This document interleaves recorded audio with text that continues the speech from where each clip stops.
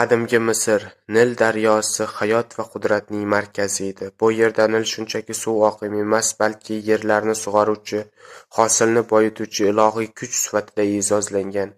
Misrliklar uchun Hapi bu kuchning timsoli edi. U har bahorda Nilni toshirib, dalalarni suv bilan ta'minlab, mamlakatning barqarorligi va farovonligini saqlardi. Muqaddas kalomlarda Hapi ko'pincha yarim inson, yarim ilohiy timsol sifatida tasvirlangan. Daryo va hosilni nazorat qiluvchi qudrat ramzi sifatida ko'rilgan. Sobik esa Nilning suvlarini va odamlarni himoya qiluvchi timsoh shaklidagi xudo edi. U ba'zan qudrat va jasorat timsoli sifatida e'zozlangan, daryoning xavfsizligini va qudratini ramziy ifodalagan. Qadimgi Misrda Nil hech qachon sokin oqmagan. Har bir suv tomchisi Hapi va Sobikning qudratini so'zlagan. Yangi videolarni o'tkazib yubormaslik uchun kanalga obuna bo'ling.